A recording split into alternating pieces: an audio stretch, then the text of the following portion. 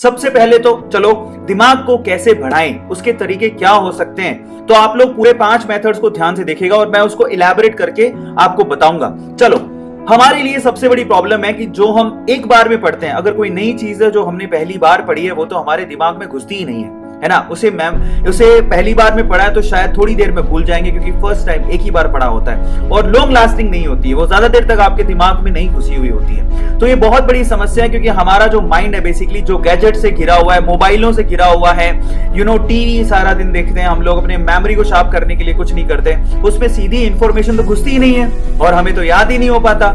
कोई फॉर्मूला पढ़ते हैं, थोड़ी देर में वो फॉर्मूला भूल जाते हैं। तो समस्या कहां पर है, उसी के बारे में बात करेंगे।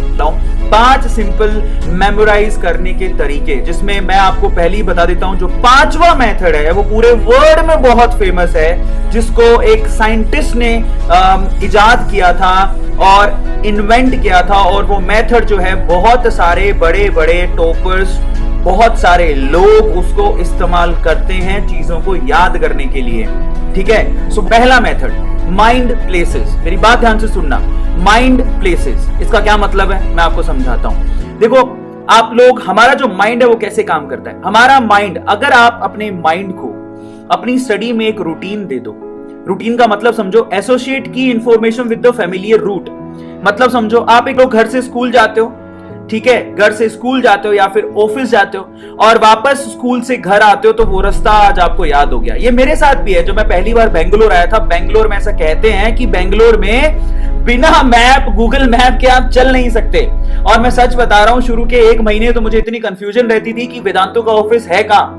लेकिन जैसे तैसे मैंने अपने मेमोरी को एक रूट दिया, एक रूटीन दिया, तो मैं घर से स्कूल, स्कूल से घर, घर से ऑफिस, ऑफिस से घर, ये रूट जब मुझे मिल गया तो मेरे माइंड को एक मैप मिल गया और फाइनली उसने उसे मेमोराइज कर लिया।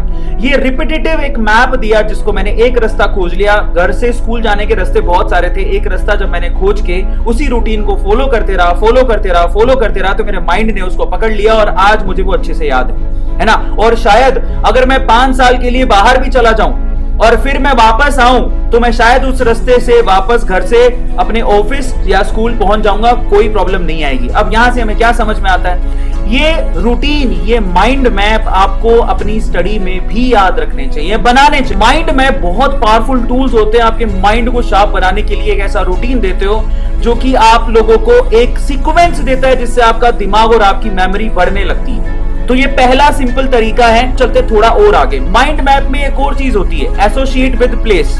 ये सिर्फ विद प्लेस नहीं है, चीजों के साथ भी आप कई बार आपने देखा होगा केमिस्ट्री में बहुत सारी चीजें मैं ना बाहरी दुनिया से रिलेट कर लेता हूं, है ना। बहुत सारी चीजें बाहरी दुनिया से रिलेट कर लेता हूं। आपको जो आप पढ़ रहे हैं उसको बाहरी दुनिया से रिलेट करके याद करने की कोशिश करो। वैसे आप बहुत बार निमोनिक्स बनाते हो, है ना, और बहुत सारी जगहों को, बहुत सारी चीजों को शामिल करते हो, और अगर आप ये काम करते हो तो आपका माइंड बढ़ता है और चीजों को जल्दी ग्रैब करता है। दूसरा, the more you visualize the more you learn और रिमेंबर। ये बहुत सिंपल चीज है। आप किसी बुक में सिर्फ पढ़ रहे हो तो याद नहीं होगा, लेकिन अगर आप पढ़ने के साथ साथ विजुअलाइज कर रहे हो तो याद हो जाएगा। माइंड में विजुअलाइज करते हो चीजों को तो आप बहुत शार्पली याद कर सकते हो। सो विजुअलाइज करो, ड्रीम करो, जो आपने पढ़ा उसको सोचो आंखें बंद करके एक बार। और मैं ये काम बहुत बार करता हूं, विजुअलाइज करने का काम बहुत बार करता हूं। मैं क्या करता हूं, मैं अगर कोई चीज पढ़ लेता हूं तो उसके बाद मैं आंखें बंद करता हूं, थोड़ी देर किताब को साइड में रख देता हूं और जो मैंने पढ़ा उसको विजुअलाइज करने की कोशिश करता हूं, कोई स्टोरी बनाने की कोशिश करता हूं। बहुत बार मेरे को चीजें बहुत आसानी से याद हो जाती है, क्योंकि मैं ना आसपास की चीजों से उन चीजों को रिलेट कर लेता हूं। उसके बाद ये बहुत इंपॉर्टेंट है, जो भी पढ़ रहे हो, make a story for what you read. आपने जो पढ़ा उसको स्टोरी की तरह याद करो।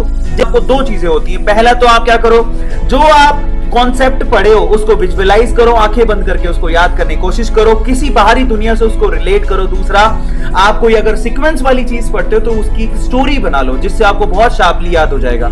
सेंसर्स अगर आपके एक्टिवेट हैं तो आपके माइंड को वो सीधे सिग्नल पहुंचाते हो, लंबे समय तक याद रहता है। अब आप कहोगे सर इसका हमारी पढ़ाई से क्या लेना देना है? बिल्कुल है। अगर आप लोग लैब में गए हो, देखो खुशबू, अगर आपने कभी किसी फ्लावर का खुशबू देखा हो तो फ्लावर का खुशबू सीधे नाक में चढ़ता हो, वो बहुत लंबे टाइम तक याद रहता है। रहता है। मुझे आज भी पता है, मैं हमेशा जब भी कहीं जाता हूं तो मैं एक अलग से परफ्यूम खरीदता हूं, ठीक है, और वो परफ्यूम मेरी वहां की याद बन जाता है। मैं उसको कभी भी अभी इस्तेमाल नहीं करता हूं, वहां जगह पे जाने के बाद इस्तेमाल करता हूं, और फिर जब वापस आते हैं और जब वो परफ्यूम यूज करते हैं तो सीधे उस जगह की याद आती है। और ये बड़ी कॉमन चीज है, सबको पता होगा। We always remember the thing that we touch, we smell, the colour and the sound. आपको मैं सीधे कलर बोलूंगा कभी याद नहीं होगा, लेकिन अगर आपको विजुअलाइज कराऊंगा तो याद हो जाएगा। लेकिन अगर आप उसी चीज को खुद से विजुअलाइज करने, खुद से रियलिटी में देखोगे तो आपको और जल्दी याद होगा। समझ में आता है? आज मैं आपको बोल दूं H2S का जो स्मेल होता है वो अनप्लीजेंट होता है, लेकिन अगर आप लोगों ने अपनी लेबोरेटरी के अंदर कभी H2S को सूंघा है या केमेनोफोर को देखा है, केमेनोफोर बैंगनी कलर का होता है, अगर आपने लैब में देखा होता तो आपको पक्का कभी भी याद करवाने की जरूरत नहीं पड़ती, आपको सीधे याद हो जाता। तो आपके सेंसर्स ऐसे काम करते हैं जो आप बहुत शार्पली आपके माइंड को क्या करते हैं, सेंस देते हैं। अब हम चलते हैं चौथे सबसे इंपॉर्टेंट चीज पर। स्पेस्ड रिपीटेशन आपके माइंड को ज्यादा देर तक याद करने में मदद करता है, बहुत ज्यादा लॉन्ग लास्टिंग याद कर सकते हो। कैसे, मैं आपको समझाता हूं। मैं आपको बहुत बार कहता हूं, बहुत सारे टॉपर ऐसे होते हैं जो कि क्या करते हैं, ध्यान से समझना, वो इस रिपीटेशन साइकिल में अपनी चीजों को रिवाइज करते हैं। ये बहुत साइंटिफिक मेथड है। क्या करेगा वो, पहली बार अगर वो कोई चीज पढ़ेगा, ध्यान से सुनना, पहली बार अगर वो कोई चीज पढ़ेगा तो उसको अगले 2 दिन में वो रिवाइज कर लेगा, उसको 2 दिन में रिवाइज करेगा। फिर उसी चीज को वो अगले 5 दिन में फिर से एक बार रिवाइज करेगा, और उसी चीज को अगर आप अगले 15 दिन में वापस से रिवाइज करेगा। टॉपर क्या करता है, किसी चीज को पहली बार पढ़ता है तो उसको पहले तो 2 ही दिन में रिवाइज करता है, फिर उसको 5 दिन में रिवाइज करता है, फिर 15 दिन में रिवाइज करता है। इससे रिवीजन की साइकिल घटती है, लेकिन वो चीज आपके दिमाग में रिवीजन की वजह से, रिपीटिशन की वजह से बिल्कुल आपके दिमाग में बैठ जाती है। और मैं आपको एक और बात बताऊं, जितनी बार आप रिवाइज करते हो ना, रिवीजन का टाइम भी घटते रहता है, मतलब आप बहुत कम समय में रिवाइज कर सकते हो, और टॉपर इस चीज को यूज करता है। मैं आपको एक बात समझाऊं, रिपीटेशन, अगर आप कोई भी कॉन्सेप्ट है उसको पहले 15 या 20 मिनट में जैसे ही पढ़ा, उसको 15-20 मिनट बाद वापस से रिवाइज कर लो, फिर 2-3 दिन बाद रिवाइज कर लो, फिर 2-3 वीक बाद ही रिवाइज कर लो, आपको वो आपकी मेमोरी में अच्छे से बैठ जाएगी। ये सारे के सारे टॉपर इस चीज को इस्तेमाल करते हैं। अब मैं आप लोगों को बताता हूं 5वीं नंबर टिप, जो कि बहुत इंपॉर्टेंट है, पूरे वर्ल्ड में सबसे ज्यादा यूज की जाती है, वो है फिनमिन टेक्निक। फिनमिन टेक्निक को पूरे वर्ल्ड में सबसे ज्यादा इस्तेमाल किया जाता है अपनी मेमोरी को शार्प करने के लिए।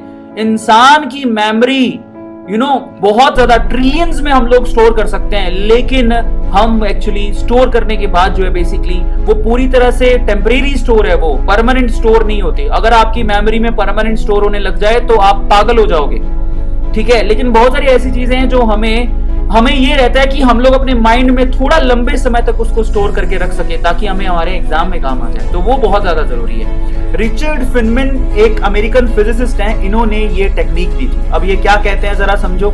ये कहते हैं कि आपको मान लो कि कोई भी टॉपिक याद करना है ना, उससे पहले आप चूज कर लो कि कौन सा टॉपिक आपको याद करना है। कर लिया चूज।